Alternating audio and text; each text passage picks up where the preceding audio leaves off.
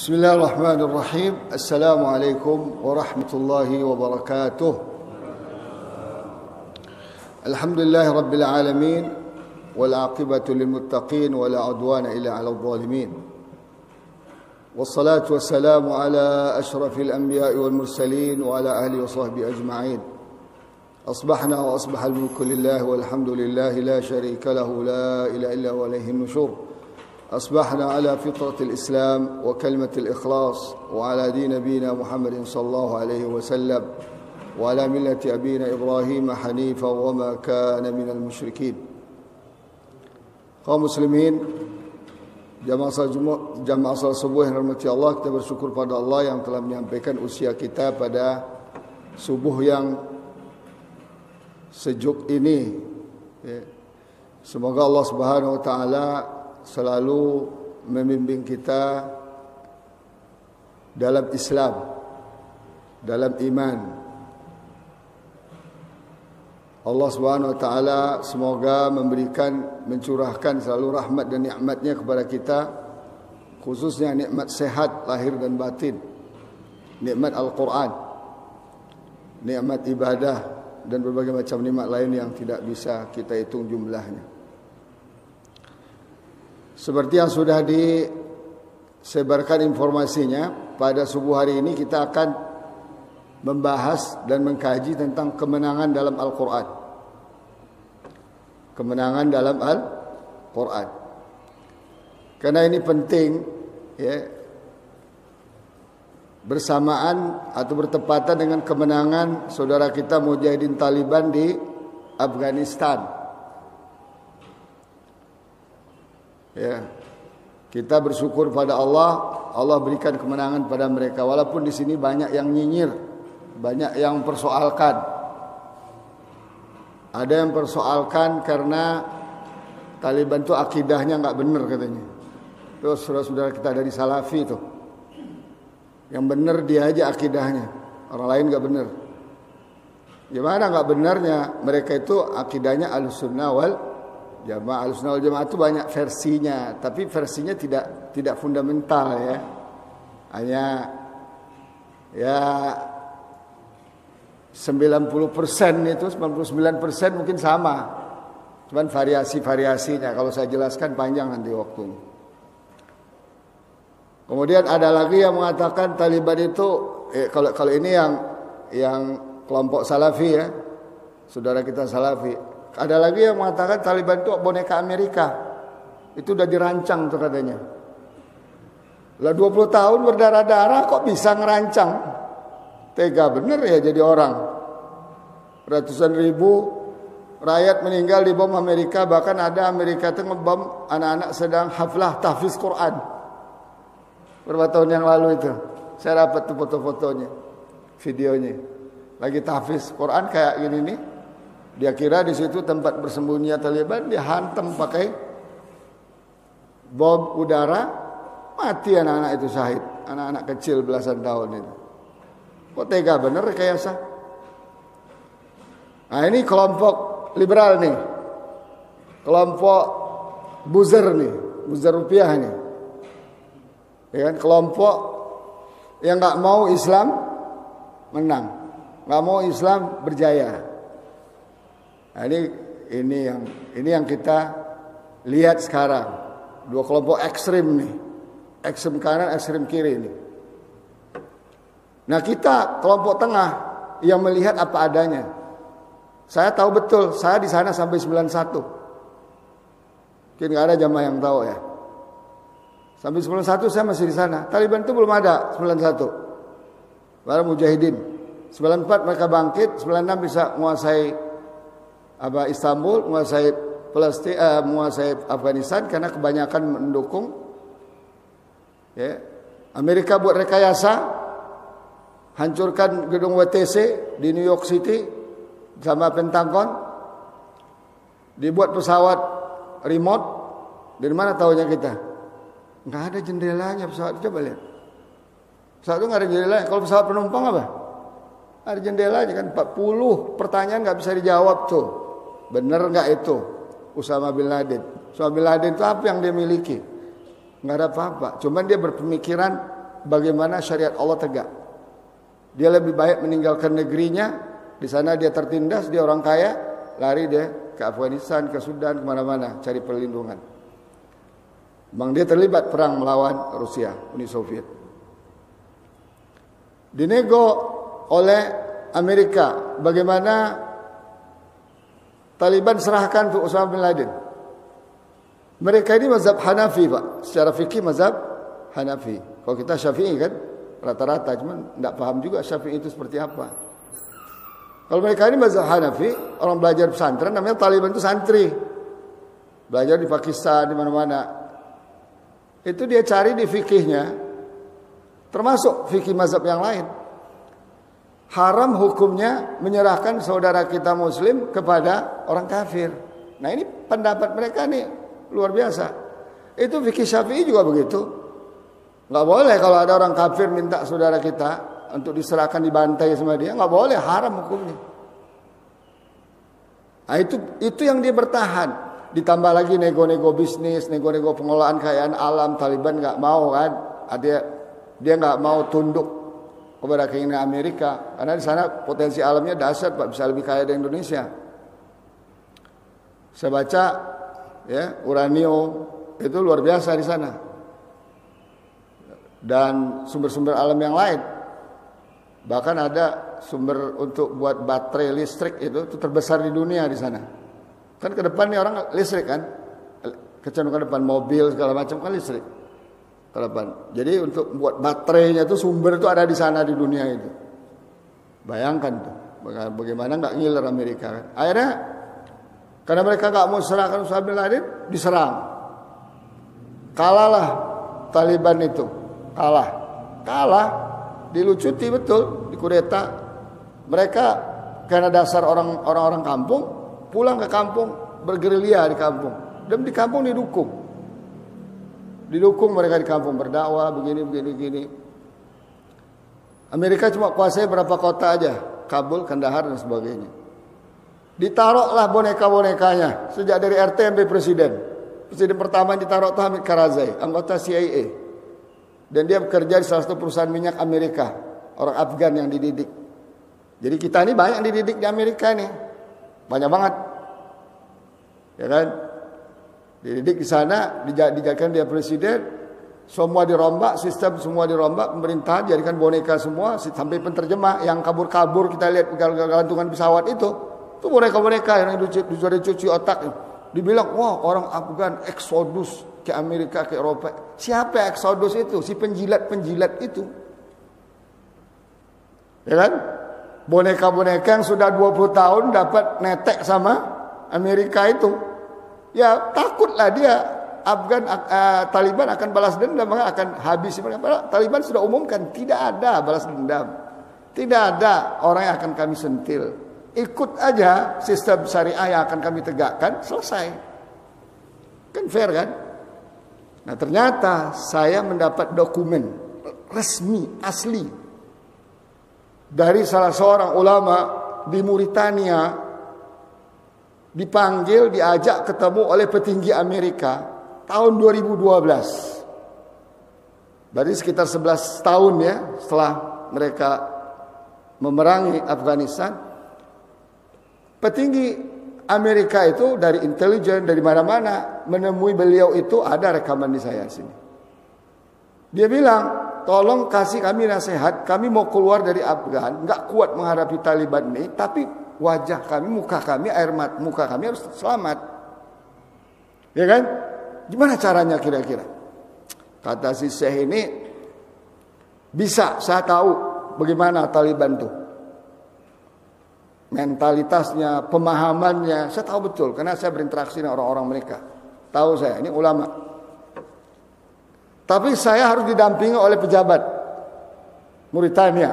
Sebab kalau saya bertemu dengan Anda itu pertemuan rahasia, itu nggak boleh itu. Karena Anda petinggi negara Amerika, saya harus bawa petinggi negara saya sebagai saksi agar nanti nggak ante pleset-plesetkan gitu kan. Akhirnya dia bilang setelah bertemu, oke, bertemu, dia bilang apa? Sederhana, orang Taliban itu sederhana, mau jadi Taliban itu sederhana. Kalian harus keluar dari situ, pulang kampung, mereka nggak akan dendam, mereka tidak akan mengganggu kalian, nggak akan. Tapi kalau kalian tantang berperang, kamu harus tahu katanya, masyarakat Afgan itu tidak pernah ditunduk pada seluruh dunia ini. Inggris masuk 2 kali habis, Rusia masuk habis, ya kan? Nah, sekarang kalian masuk dengan NATO, dengan akan habis. Caranya negosiasi aja, nggak ada cara lain kecuali negosiasi. Jadi tahun 2012 sudah mulai negosiasi. Akhirnya yang mau menerima mereka cuma Qatar. Qatar jadi mediator kan? Qatar jadi mediator dengan syarat kata Taliban, kami punya kedutaan di sana, agar resmi kan. Makanya Qatar menerima membuka kedutaan, satu-satunya kedutaan Taliban di dunia ini di Qatar. Itu ceritanya itu. Yang lain nggak berani, takut sama Amerika. Qatar tahu rahasia Amerika. Dia punya duit kan. Amerika marah-marah, kasih aja duit, diam dia. Selesai. Nah, akhirnya buat kantor di sana, sampailah negosiasi sampai kemarin. Nah, ternyata perintah keluar cabut dari Afgan itu mulai dari Donald Trump punya ide. Ya, kita hancur nih, habis kita ini. Udah $2 triliun habis, nggak jelas juntrungannya. Ya, tentara binaan mereka diciptakan sudah 300.000 orang. Habis $100 miliar itu biayanya. Pegawai negeri ratusan ribu orang, BUMN semua dikuasai, intelijen dikuasai. Tapi enggak kunjung bisa menaklukkan Taliban. Karena Taliban itu didukung oleh masyarakat. Ya kan, didukung oleh masyarakat. Nah, qadarullah Joe Biden menang, meneruskan negosiasi sebelumnya. Dia punya schedule akhir September 2001 semua pasukan Amerika harus cabut dari Afghanistan. Alhamdulillah sebelum itu udah cabut. Saya nggak bisa cerita kejadian detail-detail ya karena panjang. Bagaimana mesin-mesin senjata Amerika nggak hidup, pesawat tempur nggak hidup, makanya pada ditinggal itu. Bagaimana gudang-gudang dolar, gudang emas nggak sempat dibawa pulang, karena ketakutan. Ya namanya orang kalah takut kan. Orang bilang nggak kalah kok karena negosiasi. Ya Allah nggak kalah 20 tahun berperang. Tiba-tiba pulang kampung nggak kalah tuh. Gimana cara berpikirnya nih? Itu karena negosiasi. Negosiasi itu cuma menentukan syarat-syaratnya aja. Nah makanya dunia kaget ketika tanggal 16 atau tanggal 15 ya. 15 atau 16 Agustus. Mujahidin Taliban masuk ke Kabul. Bukan ke Kabul aja, hampir ke seluruh wilayah tanpa perang. Semua masyarakat ikut dan menyerah. Berbaris-baris tentara yang 300.000 orang itu menyerahkan senjatanya dengan pakaian lengkapnya kepada Taliban. Satu tetes darah pun tidak ada di Kabul. Dan ketika masuk ke istana melenggang, semua udah kabur. Presiden boneka udah kabur, semua kabur. Apa enggak ini sebuah kemenangan? Nah, makanya perlu kita pahami arti kemenangan ini. Kita bersyukur pada Allah 20 tahun Taliban berdarah-darah menghadapi Amerika, kekuatan di dunia sampai bertekuk lutut Amerika. Sampai saya lihat video Joe Biden, kami sudah kontakkan dengan Taliban agar tidak diganggu, mohon tidak diganggu, evakuasi. Ya kan, itu apa enggak orang kalah tuh begitu tuh ngomong. Orang menyerah itu kan. Ya dalam Islam kalau orang udah menyerah nggak boleh diganggu lagi, harap. Bahkan kalau dia minta tolong antarkan pulang. Kewajiban. Ini apalagi dipulangin sendiri, biaya Amerika sendiri kan, biaya NATO. Kalau mereka minta kepada Taliban tolong antarkan, pasti diantarkan oleh mereka pulang. Karena Quran mengatakan begitu. Fa'ablighu. Ya, sampaikan mereka, antar mereka ila ma'manah, tempat yang paling aman menurut mereka. Itu kaidah perang dalam Islam. Lalu bilang enggak, Taliban enggak menang, ya terserah ente lah. Dunia, pengamat dunia, bahkan kemarin saya ada video senator Amerika menghitung senjata yang ditinggal lari saja, ditinggal kabur begitu aja, itu 85 miliar dolar nilainya itu paling tidak. Pesawat, helikopter, senjata berat, senjata ringan, Itu paling tidak 85 miliar dolar tuh nilainya. Indonesia kapan beli senjata 85 miliar dolar? Nah, oleh karena itu ya, kaum muslimin rahimakumullah, saya ingin meluruskan. Pertama, meluruskan opini yang tidak benar tentang Taliban. Ada yang menuduhnya akidahnya rusak. Enggak, akidahnya sama kita. Ahlussunnah wal Jamaah. Ada yang mengatakan dia boneka Amerika, 20 tahun perang lawan Amerika, masa bilang boneka Amerika, rekayasa sama Amerika. Datang tuh ke saya tuh tulisan-tulisan seperti itu. Oh, kalau menangnya Taliban bukan karena perang, tapi karena negosiasi. Dia nggak tahu negosiasi itu baru mulai tahun 2018. Selama ini perang, dan Amerika tidak bisa memaksakan syaratnya kepada Taliban. Amerika bilang buat negara demokrasi, bilang enggak, kami orang Islam akan buat negara Islam. Ente suka nggak suka terserah, di negeri kami, bukan di Amerika, bukan di New York kami buat, tapi di Afghanistan, di Kabul. Dahsyat kan? Nah, kemudian ada lagi ganjalan sekarang, Ahmad Shah Mas'ud dipansir. Itu ganjalan. Ahmad Shah Mas'ud ini masuk orang tuanya dulu itu boneka Prancis. Sekarang dia disuplai senjata sekarang sama Prancis dan Tajikistan karena berbatasan, karena katanya ada suku-suku Tajik begitulah. Bahkan berapa hari yang lalu dia minta tolong agar Amerika suplai senjata, ya kan?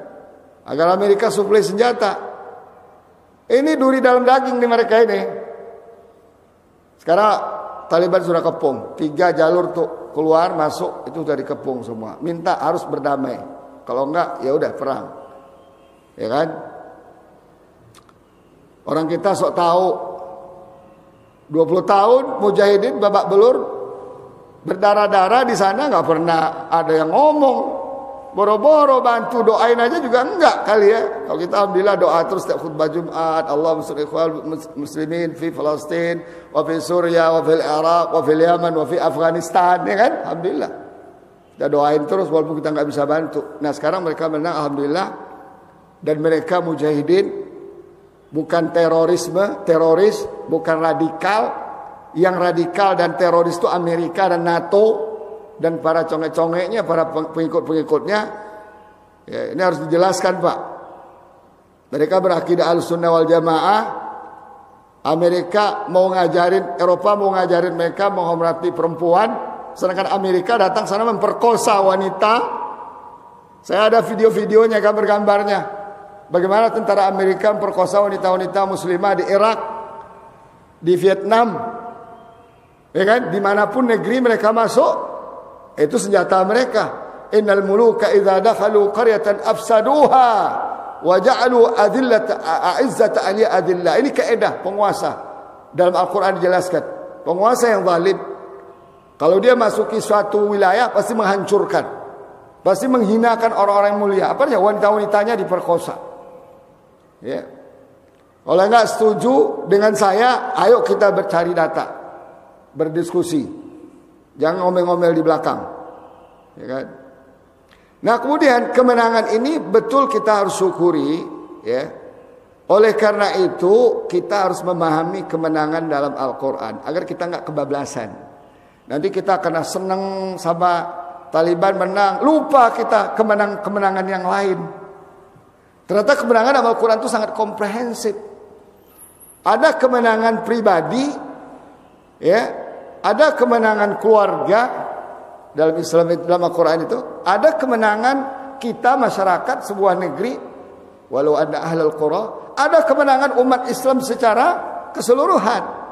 Nah, ini Taliban ini kemenangan apa gitu? Harus tahu kita posisi. Mereka adalah kemenangan umat Islam di wilayah Afghanistan. Tidak serta-merta kita ikut menang. Karena Amerikanya, asing-asingnya bercokol di kita. Nah, kemudian bentuk kemenangannya apa? Wilayah. Bentuk kemenangannya wilayah. Mereka akan bertekad menerapkan syariat Islam. Alhamdulillah. Mereka gak mau pakai negara demokrasi. Nah, kemudian kemenangan dalam Al-Quran itu kemenangan dunia dan akhirat. Itu harus kita ingat itu. Oke, sekarang Taliban menang di dunia, di akhirat bisa menang nggak? Insya Allah, kata masih insya Allah kan, masih syarat kan. Oke, kita sekarang nggak menang di dunia, kita nih dijajah terus sama asing dan asing. Apakah kita nggak bisa menang di akhirat? Bisa. Nah, oleh karena itu kemenangan hakiki dalam Al-Quran adalah kemenangan akhirat. Baca surat Ali Imran ayat 185. Ya. Allah katakan, kullu nafsin dha'iqatul maut. Setiap yang mati bernyawa pasti merasakan mati. Pasti mati. Wa innama tuwaffawna ujurakum yaumal qiyamah. Nanti kalian akan disempurnakan balasan pahalanya di akhirat, bukan di dunia. Faman zuhzi 'anil nar, ini yang ketiga. Wa udkhilal jannata faqad faz. Siapa yang nanti hari itu dijauhkan dari neraka, dimasukkan ke dalam surga, sungguh itulah orang yang menang. Jadi kita masih panjang perjalanannya, Pak, untuk menang sebenarnya. Di dunia boleh kita menang, boleh kalah. Di akhirat harus menang kita. Subhanallah ya, kalau enggak kita baca Quran kita enggak tahu tuh gimana cara trik-trik untuk menang di akhirat. Bagaimana cara trik-trik menang di dunia. Kita kalah di dunia belum tentu kalah di akhirat, Pak. Kita menang di dunia belum tentu menang di akhirat. Tapi spirit Al-Quran adalah menang dunia dan akhirat. Nah, kemenangan dunia ini Allah pergantikan. Kenapa Fir'aun berkuasa 3 abad? Itu ada hikmahnya. Kenapa Belanda 3,5 abad di sini? Nuduh-nuduh ulama kita, kiai kita teroris, ya kan, radikal, ya kan, itu. Jadi orang kafir itu, Yahudi, Nasrani, Majusi, komunis, segala macam itu, kalau kita nggak ikut agama mereka, paham mereka, kita dituduh teroris. Jadi sederhana aja kata Imam Syafi'i, kalau melihat ulama yang benar, lihat sikap orang kafir kepadanya gimana. Nah, begitu juga komunitas kan, kelompok, bagaimana sikap orang kafir kepada mereka. Kalau orang kafir memusuhi mereka, memerangi mereka, berarti mereka benar. Nah, satu di antaranya adalah Mujahidin Taliban. Nah, kaum muslimin rahimakumullah, ya di sini ada beberapa ya kaedah kemenangan dalam Al-Quran. Ada 4 kaedah. Pertama, kemenangan itu janji Allah kepada orang mukmin, kemenangan dunia, ya kan? Kemenangan itu janji, Allah berjanji. Ya. Maka Allah katakan dalam surah Ar-Rum ayat 47, "Walaqad arsalna min qablika rusulan ila qaumihim faja'uhum bil bayyinat fantaqamna minal ladzina ajramu wa kana haqqan 'alaina nasrul mu'minin." Ya. Kami sudah utus rasul-rasul sebelum engkau, hai Muhammad. Ya. Mereka berdakwah kepada kaum mereka sampai mereka membawa wahyu, bukti-bukti kebenaran Allah. Tapi mereka menolak. Kami balas dendam kepada orang-orang yang berlaku aniaya, orang-orang yang melawan Allah dan Rasulnya. Tuh, Allah yang mengatakan, dan kami pasti menolong orang-orang mukmin. Lihat, orang mukmin yang tolong kan, bukan Islam KTP ya. Kalau Islam KTP aja baru Allah gak janji itu. Harus ulaika humul mu'minuna haqqa. Jadi kalau pertolongan itu gak datang-datang, yang dievaluasi bukan ayatnya. Yang dievaluasi apanya? Kitanya, iman kita dievaluasi. Karena Allah punya kaedah.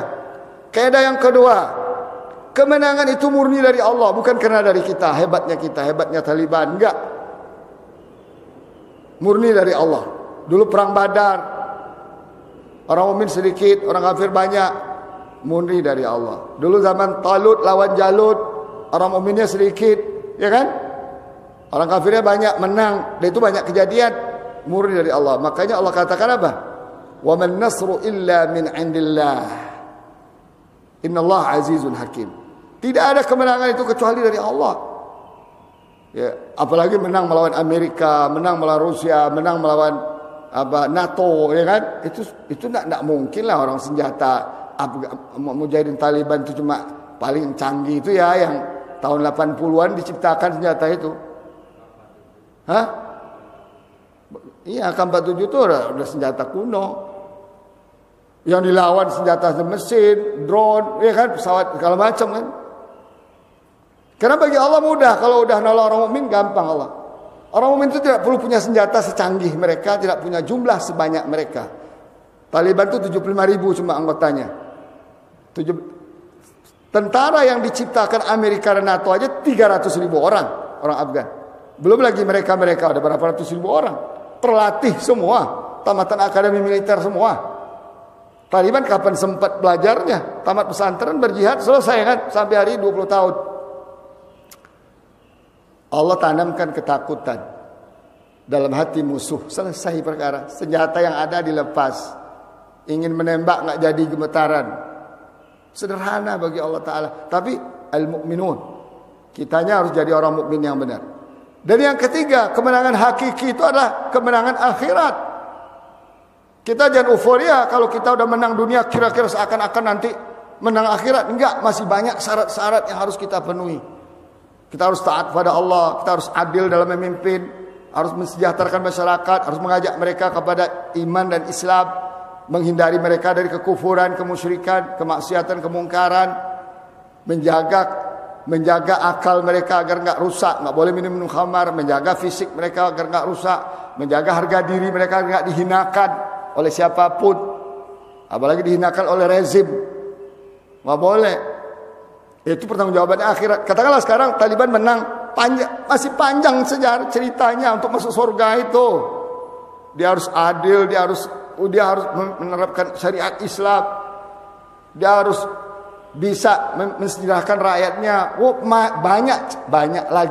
Banyak lagi nanti akan kita bahas. Saya menemukan di sini kalau kita mau menang total itu ada 26 syaratnya. Itu yang syarat global, enggak syarat rinci-rinci dalam Al-Quran itu. Makanya kaidah yang keempat adalah menang itu ada syaratnya dari Allah Ta'ala.